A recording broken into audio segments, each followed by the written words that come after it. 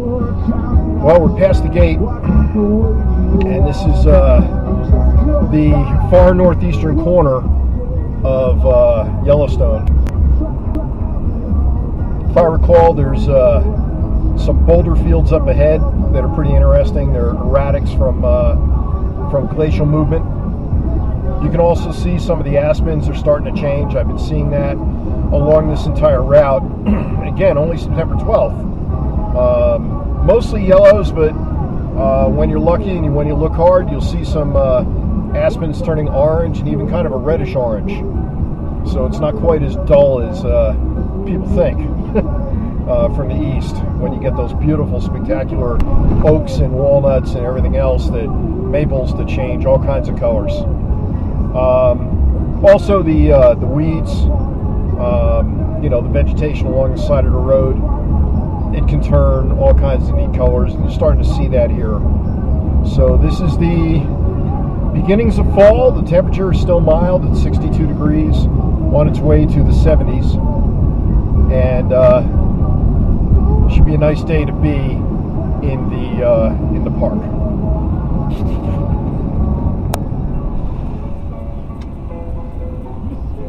So this is the stretch where there's these random boulders on the road. So it should be looking off to the left, and you should be seeing them along the hillside. And they're called erratics. What it means is the glaciers broke them off existing rock outcrops or existing, blocks of rock, and carried them, in some cases, tens or hundreds of miles to a remote location. And this area, this U-shaped valley, is from here for a few miles filled with them. It's just really interesting how they all seem to end up here. And this is, I believe, from the most recent glaciation. I think it was the Wisconsin Ice Age. I want to say 10,000 years ago is when all this activity was going on.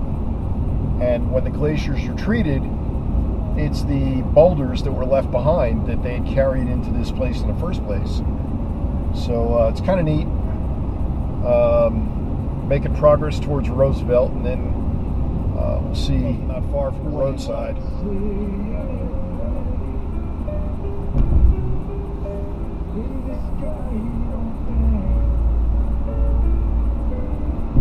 This is a wide open valley.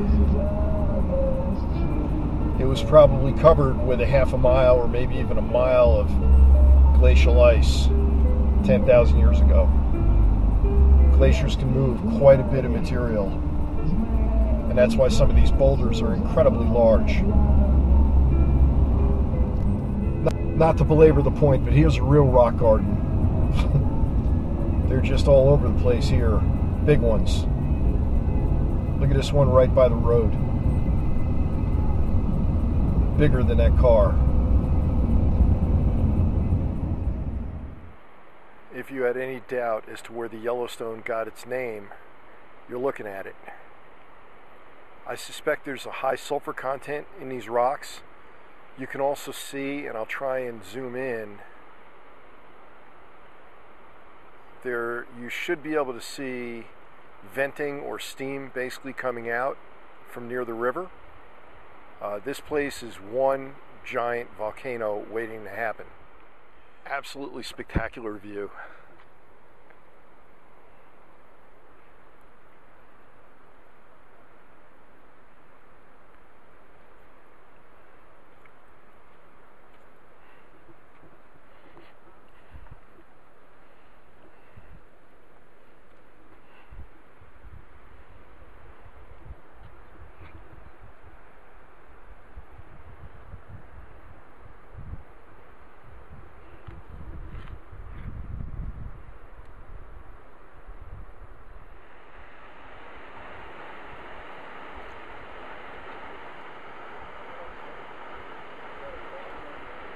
Wind, water, and ice. The story of the three great earth movers here on our planet. Here we've got water that has eroded away less resistant rock that more easily erodes. And what has remained is the more resistant rock. So it's a story of less resistant versus more resistant. As this waterfall continues almost endlessly, it's very slowly eroding away any rock which will yield to its force. Now this is a view that few people get to see of the Yellowstone River. There's actually a trail that I found that takes you right down to the river, right here.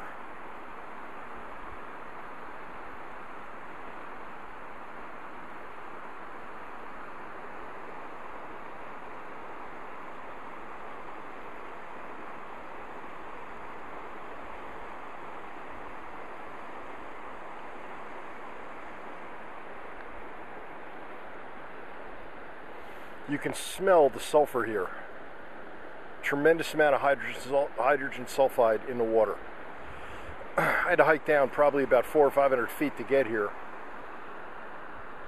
And I got to tell you, this guy here, it's the definition of determination. Anybody can do it if they really put their mind to it.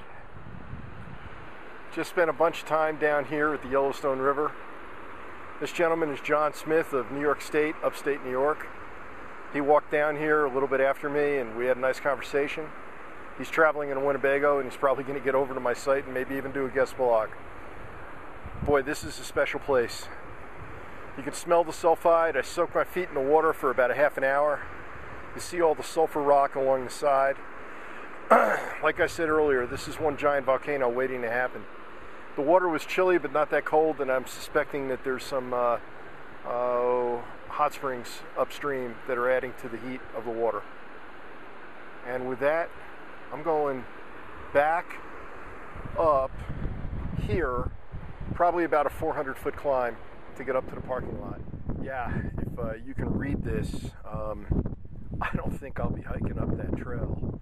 2 separate groups charged by male grizzly on September 5th. Today's the 12th. It's a week later at about noon. It's currently about 1:30. A quarter mile up the trail. They talk about hiking in groups of 3 or more. Wow, it's crazy. So this is Mount Washburn.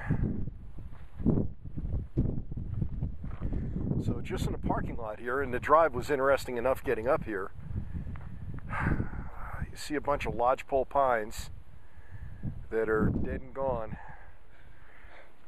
Petrified tree. Rock replaced cell by cell from a tree that was probably buried in a volcanic eruption. So millions of years later, we have evidence of a tree that we can actually study that has the same structure it had when it was alive.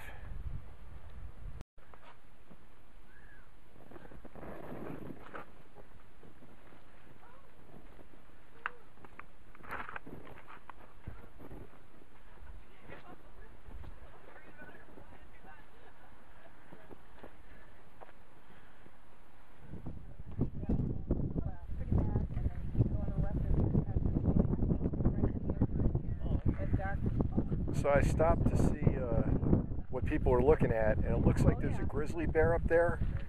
The magnification here may help. Well, if he's hungry, maybe he'll come down and eat somebody and we'll get a better view. Well, best I could, but yes, I do. Anybody up for bison burgers?